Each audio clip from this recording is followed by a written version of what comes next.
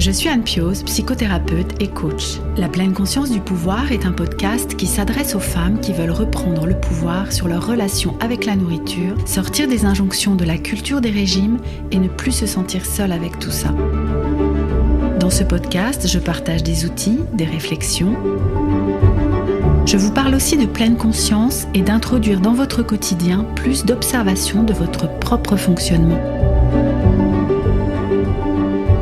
Je vous propose également des témoignages de femmes qui vivent ou ont vécu un trouble du comportement alimentaire ou une relation compliquée avec leur alimentation.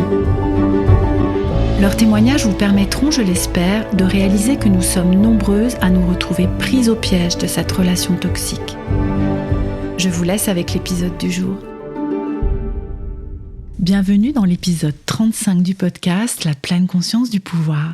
Cet épisode fait suite à l'épisode 33 dans lequel je vous ai parlé du poids. Si vous ne l'avez pas encore écouté, je vous invite à le faire peut-être avant d'écouter celui-ci, puisqu'il y a des premiers éléments sur lesquels nous n'allons pas revenir dans celui-ci. Nous y avions vu quels sont les facteurs qui déterminent le poids à l'âge adulte. Nous avons fait un petit historique de l'IMC à travers les âges, j'ai envie de dire, et nous avons aussi aborder pourquoi nous avons envie de perdre du poids intentionnellement. Aujourd'hui, dans cet épisode, nous allons aborder le sujet délicat de la santé. Parce que souvent, le poids est corrélé à la santé et la perte de poids intentionnelle peut être prescrite dans l'idée d'améliorer la santé. Nous allons donc discuter ensemble de pourquoi il peut être dangereux pour la santé tant physique que mentale. C'est la grande oubliée dans l'histoire de perdre du poids intentionnellement. Et puis les liens entre le poids et la santé. Avant ça, je voulais vous remercier pour vos écoutes du podcast. Fin 2021, nous avons dépassé les 20 000 écoutes depuis sa création au mois de mars. Je ne savais pas à quoi m'attendre en fait au départ quand j'ai lancé ce podcast. Je ne saurais pas vous dire ce que cela signifie exactement, mais c'est incroyable pour moi de penser que 20 000 téléchargements ont été faits et que de nombreuses personnes ont pu trouver de l'intérêt dans l'un ou dans plusieurs des épisodes déjà publiés. Merci à vous, merci pour vos partages, vos retours, vos commentaires sur le blog ainsi que vos avis sur Apple Podcasts. Ils m'encouragent beaucoup et sont un support pour une diffusion encore plus large de ce travail. N'hésitez pas à continuer à le faire. De notre côté, nous continuerons tout au long de cette année 2022 en publiant ici régulièrement entre 2 et 4 épisodes par mois. En tout cas, c'est notre intention. Venons-en à présent au sujet du jour. Tout comme je l'avais fait dans l'épisode 33 sur le poids, j'ai envie de faire une petite parenthèse pour vraiment me resituer, non pas en tant que médecin, en tant que nutritionniste ou diététicienne, je ne suis pas une spécialiste de la physiologie, loin de là, mais je vous parle de ma place de personne qui accompagne en psychothérapie, les personnes qui souffrent de leur relation avec leur alimentation, et je vous parle aussi de toutes les informations que j'ai pu à ce jour, nous sommes donc début 2022, donc toutes les informations à ce jour que j'ai pu regrouper sur ces sujets, les informations qui m'ont parlé, les informations qui ont pu m'être transmises au travers de formations, au travers de discussions, au travers d'articles que j'ai pu lire ou de livres que j'ai pu lire eux aussi. Je ne détiens pas la vérité, loin de là, sachant qu'au niveau santé, au niveau scientifique, la vérité, je ne sais pas si elle existe, elle est souvent remise en question.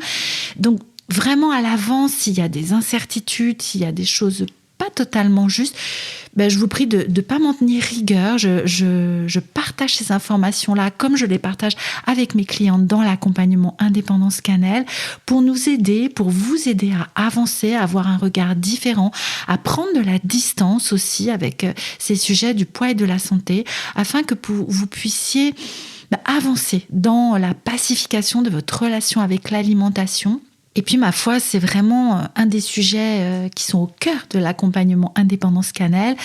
Encore une fois, je vous le dis, je crois presque à chaque épisode, mais si vous souhaitez plus de renseignements sur l'accompagnement, n'hésitez pas à me contacter. Si vous souhaitez que nous passions les 12 prochains mois ensemble à travailler à ce que vous puissiez retrouver une relation sereine et intuitive avec votre alimentation, vous êtes évidemment les bienvenus. Il y a plus de détails dans la description de cet épisode. Et puis, encore une fois, n'hésitez pas à me contacter pour que nous en parlions ensemble. Venons-en enfin à développer le sujet du jour.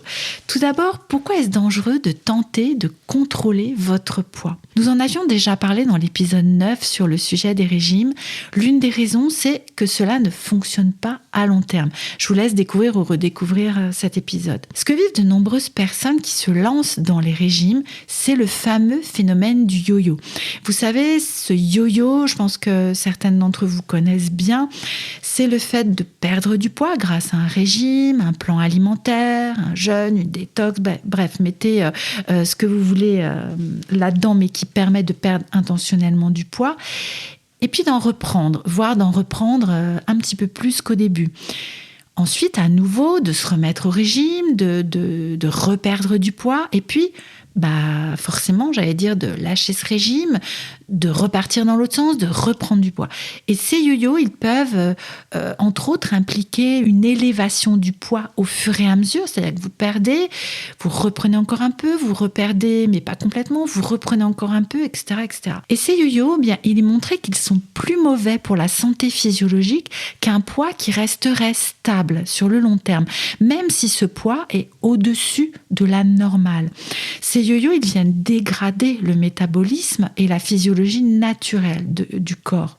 De plus, une perte de poids rapide, comme par exemple celle que connaissent les personnes qui font une chirurgie bariatrique ou les personnes qui font un régime drastique et qui vont perdre du poids de façon très rapide, cette perte de poids très rapide, elle est délétère pour la santé physique parce qu'il y a une libération des polluants qui sont stockés dans les cellules graisseuses de notre organisme. C'est là, en fait, c'est bien fichu cette histoire parce que nos cellules graisseuses, elles ont entre autres cette utilité-là de retenir les polluants, de les bloquer. Et puis, ma foi, si ils sont libérés d'une manière, très forte, ça va augmenter leur présence dans le sang et puis ça aura des répercussions sur notre santé physique. Le poids stable, donc, est garant d'une meilleure santé que les variations de poids. Ensuite, parlons des dangers pour la santé mentale. Nous avons vu dans l'épisode 9 que les régimes pouvaient être la porte d'entrée vers les troubles du comportement alimentaire et plus largement vers une alimentation troublée. Ces troubles du comportement alimentaire, pour moi, ils font partie d'un spectre. Je vous en ai déjà parlé, il me semble, dans un des épisodes du podcast. Un petit peu comme nous connaissons le spectre des troubles autistiques, il y a un spectre qui va commencer avec des préoccupations par rapport à ce que nous mettons dans notre assiette, une préoccupation, une réflexion. Enfin, ça sort du fait de s'alimenter d'une manière intuitive et naturelle parce que nous avons commencé à faire des régimes et nous avons commencé à mentaliser notre façon de nous alimenter. Donc ça commence comme ça et puis ça peut devenir de plus en plus obsédant, ça peut commencer à occuper un espace mental de plus en plus grand pour arriver jusqu'à un trouble du comportement alimentaire diagnostiqué, tel que c'est décrit dans le DSM-5, le manuel des troubles psychiatriques. Il y a des points que vous allez cocher qui vont faire qu'un professionnel de santé va poser un diagnostic de trouble alimentaire. Mais avant cela, il y a beaucoup de personnes qui vont souffrir d'une alimentation troublée, qui ne se rendront peut-être même pas compte que ce n'est pas normal de souffrir de ça et qui vont avoir une charge mentale considérable par rapport à leur alimentation. Donc ça, c'est ce danger des régimes pour la santé mentale. Ça va aussi dégommer l'estime de vous parce que en allant d'échec en échec, en constatant que vous n'arrivez pas, parce que ce que vous allez penser, c'est que vous n'avez pas assez de volonté, donc vous n'arrivez pas à tenir un régime sur le long terme, tout simplement parce que c'est pas possible, on va y revenir un petit peu juste après, mais vous allez aller d'échec en échec, vous allez penser que vous êtes nul et encore plus nul, et l'estime de vous, elle va s'effondrer à force. Nous avons vu dans l'épisode 9 que la restriction conduit aux compulsions. Plus vous allez vous interdire de manger d'un aliment ou d'une catégorie d'aliments, plus ça va devenir obsessionnel. Un petit peu comme les enfants à qui on va aller interdire d'aller toucher à cette prise de courant ou d'aller ouvrir ce tiroir parce qu'on considère que c'est dangereux pour eux. Ils n'auront qu'une idée en tête, c'est d'aller y regarder en fait. Plus vous allez avoir d'interdits et plus vous aurez envie d'aller vers ces interdits. Nous sommes humains, c'est comme ça que nous fonctionnons.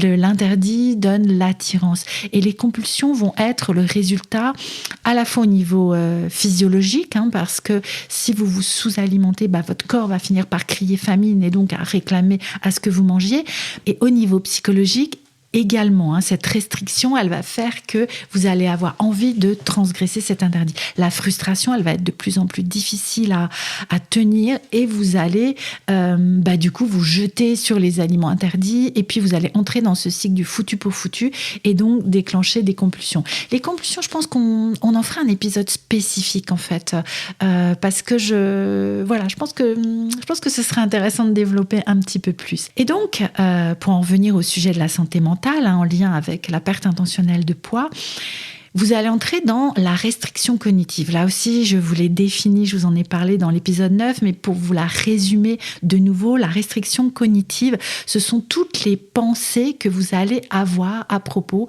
de votre régime, à propos de votre alimentation. C'est tout ce que vous allez mentaliser en fait. C'est la mentalisation de votre alimentation dans cette forme de restriction du coup. La perte de poids rapide, elle est également délicate pour la santé mentale. On en a parlé pour la santé physiologique avec cette libération des polluants dans le sang. Mais au niveau de la santé mentale, il va y avoir des problèmes au niveau de l'image que vous allez avoir de vous-même. Par exemple, aussi les personnes qui ont subi des chirurgies bariatriques et qui perdent du poids très rapidement, eh bien, elles vont avoir du mal à se reconnaître dans la glace. Elles vont avoir du mal à suivre. C'est-à-dire que leur image corporelle, telle qu'elles la voient dans la glace ou même en photo, elles ne vont pas s'y reconnaître. Ça ira trop vite.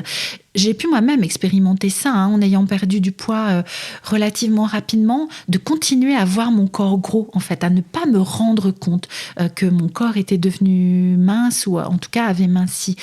Et ça peut être délétère et ça aussi, ça peut conduire vers le trouble du comportement alimentaire parce que cette image déformée que vous allez avoir de vous-même, irréelle que vous allez avoir de vous-même, elle va vous faire adopter des comportements qui n'iront pas dans le sens de votre santé psychique, mais aussi de votre santé physique. Il y a aussi cette question de l'identité, c'est-à-dire que si j'ai eu une identité de personne grosse, depuis des années et des années, si mon corps change rapidement, je ne vais pas pouvoir adapter cette identité à la nouvelle forme de mon corps. Venons-en maintenant à ce sujet délicat du poids et de la santé. Je me suis vraiment interrogée un petit moment, comme avant de faire l'épisode sur le poids, je vous l'avais dit au début de l'épisode 33, j'ai hésité un petit moment avant de le faire et puis ma foi, je me suis lancée. Là, c'est pareil, je me suis dit, ok, c'est peut-être un sujet un petit peu délicat, qui peut être discutable et discuté, mais j'ai envie d'en parler de ma petite fenêtre à moi, de cette corrélation que l'on fait entre le poids et la santé. En fait, notre poids, il n'est pas forcément le reflet de notre état de santé. Une personne mince, elle n'est pas forcément en bonne santé. Et de nombreuses personnes en surpoids sont en très bonne santé. Une personne grosse ne souffre pas forcément d'une alimentation troublée ou d'un trouble du comportement alimentaire. De même qu'une personne mince, voire très mince, ne souffre pas forcément d'un trouble du comportement alimentaire. Gros n'est pas synonyme d'alimentation dysfonctionnelle. Vous savez, on a ce cliché là forcément de la personne grosse qui mange n'importe quoi toute la journée, qui s'empiffe de biscuits industriels ou je sais pas quoi. Donc non, gros n'est pas synonyme de manger n'importe quoi. Gros n'est pas synonyme de sédentarité. Nous l'avions vu aussi quand nous avons parlé du mouvement dans l'épisode avec Camille, qui a parlé du mouvement intuitif et du mouvement quel que soit le type de corps. En fait, il y a des personnes en surpoids qui sont très actives et qui peuvent être même beaucoup plus actives que des personnes minces. Et donc, en bien meilleure santé physique que des personnes qui seront minces. Il y a d'autres causes au surpoids et à l'obésité que l'alimentation.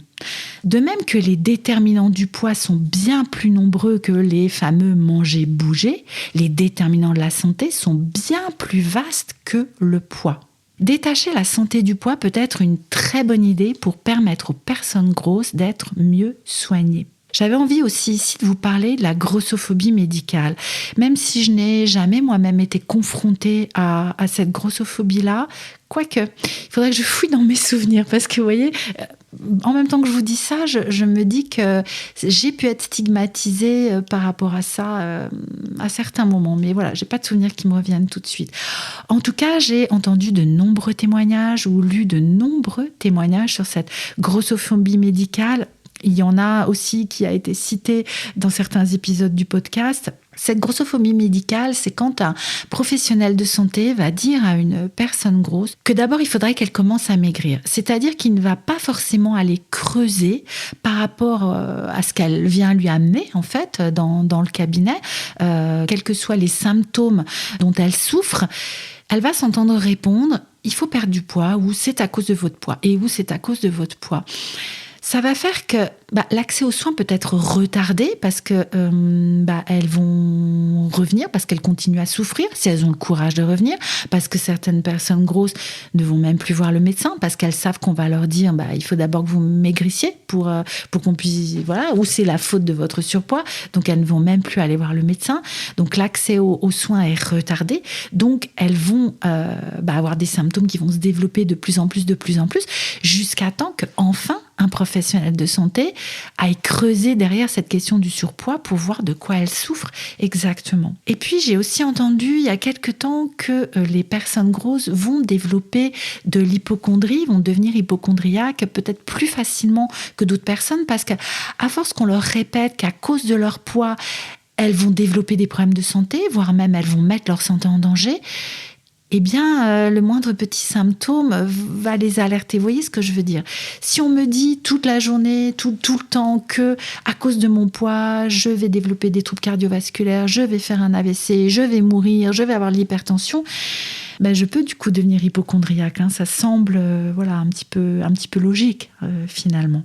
Enfin, il y a une question qu'on ne va pas développer ici, mais qui me semble aussi intéressante, c'est de se demander, c'est quoi la bonne santé en fait ? Qu'est-ce qu'être en bonne santé ? La bonne santé, ce n'est pas forcément une vertu. On va souvent l'élever au rang de vertu. Il faudrait absolument être en bonne santé. Je pense que c'est intéressant que chacun puisse avoir le choix de se dire, moi, je veux être en bonne santé ou pas. Mais c'est un autre débat. Encore aujourd'hui, il y a un manque de données probantes sur l'effet causal d'un poids élevé sur la santé. Ce discours sur le poids, il est culpabilisant pour les personnes grosses, nous l'avons vu, qui pensent que leur mauvaise santé est de leur seul fait. En gros, ils n'ont qu'à manger moins et bouger plus et perdre du poids et puis ça ira mieux. Ça place vraiment le poids comme le déterminant central de la santé. Il existe une corrélation. Qu'est-ce que c'est qu'une corrélation ? C'est deux faits qui sont liés par une dépendance nécessaire. Donc, il existe une corrélation entre certains problèmes de santé et le poids. Mais ce n'est pas une causalité. Qu'est-ce que c'est que la différence ? Donc, comme je vous le disais juste avant, la corrélation, c'est un lien statistique sans qu'on se demande quelle variable agit sur l'autre. La causalité, c'est un lien qui affirme qu'une variable agit sur une autre. Prenons l'exemple du tabac. Un fumeur, il peut avoir les dents jaunes. Il peut aussi développer un cancer du poumon. Est-ce que cela veut dire que la cause du cancer du poumon, ce sont les dents jaunes ? Et vice-versa. On va observer une causalité entre le fait de fumer et d'avoir les dents jaunes. C'est bien parce que vous fumez que vous avez les dents jaunes. Enfin, vous avez des chances d'avoir les dents jaunes. C'est bien parce que vous fumez que vous avez le risque d'avoir un cancer du poumon. Et si vous avez un cancer du poumon, la cause, ce sera le tabac. Mais il n'y a pas de causalité entre le cancer du poumon et les dents jaunes. On va du coup observer également une corrélation entre certains problèmes de santé et le surpoids. Mais est-ce que l'on peut dire que ce surpoids est la cause de ces problèmes de santé ? Parce que finalement, il y a peu d'études qui portent sur les causalités, c'est-à-dire sur ce qui explique cette corrélation. Et en fait, ces problèmes de santé, ils peuvent également être induits par les répercussions sur les personnes grosses de la stigmatisation de leur surpoids, par exemple, ou par les nombreux régimes, ou par l'effet yo-yo sur le métabolisme, sur la santé mentale. Ça peut être aussi le stress, les difficultés à faire du sport par manque d'adaptation, les déterminants sociaux de la santé, etc., etc., etc. Donc non, il y a pas suffisamment d'études aujourd'hui pour dire que la cause de ces problèmes de santé, c'est le surpoids, mais on voit bien qu'il y a une corrélation. Il y a une étude intéressante qui a été faite sur la mortalité chez les personnes obèses ou en surpoids. On a observé 4 habitudes de santé chez différents groupes de personnes qui étaient classées selon leur IMC. Ces 4 habitudes de santé, c'était le fait d'être non-fumeur, de manger 5 portions de fruits et légumes par jour, d'avoir 12 participations à de l'activité physique chaque mois et d'avoir une consommation faible à modérée d'alcool. Les résultats de cette étude, elles n'ont montré aucune différence entre les différentes catégories d'IMC. C'est-à-dire qu'il n'y avait pas plus de mortalité chez les personnes obèses ou en surpoids que chez les personnes qui étaient avec un IMC normal à partir du moment où elles avaient adopté ces 4 habitudes de santé. Il y a eu également une méta-analyse internationale en 2016 qui a montré un taux de mortalité plus faible chez les personnes en surpoids. Le risque, il était minimalement augmenté à partir d'un IMC de 32,5. Donc, qu'est-ce qu'on peut conclure de ces 2 études ? C'est que finalement, ce sont nos comportements et non notre poids qui ont un impact sur notre santé. Je ne vais pas développer ça plus ici parce que à la fois, je me sentirais pas forcément légitime d'aller développer plus. J'aimerais bien avoir vos avis là-dessus et puis aussi vos expériences là-dessus, en particulier sur la grossophobie médicale, en particulier sur les liens que les professionnels de santé autour de vous peuvent faire entre les liens de causalité entre votre poids et vos problèmes de santé. Je pense que ce sont des sujets qu'il faudrait creuser plus, sur lesquels il faudrait qu'il y ait plus de recherche. Mais en tout cas, qu'est-ce que j'aimerais que nous retenions de ce que j'ai partagé avec vous dans cet épisode ? Je pense que le message principal que je souhaite vous transmettre ici, c'est la déculpabilisation. Quel que soit votre poids, vous pouvez travailler à être en bonne santé. Vous sentir coupable induit un stress qui vous fait entrer dans une spirale infernale qui n'améliore en rien votre état de santé. Si notre société était moins grossophobe qu'elle l'est à l'heure actuelle, les personnes grosses seraient mieux prises en charge et ne retarderaient pas le moment d'aller voir un professionnel de santé. N'oublions jamais l'incidence sur la santé mentale de la grossophobie et des régimes. Enfin, mais ce serait à développer, la santé est-elle une vertu ? N'hésitez pas à venir échanger avec moi sur ces sujets via mon compte Instagram, par mail ou en commentaire sur le blog. Vous trouverez tous les liens dans la description de cet épisode. Je vous laisse pour aujourd'hui. Je vous donne rendez-vous bientôt pour un prochain épisode de la pleine conscience du pouvoir.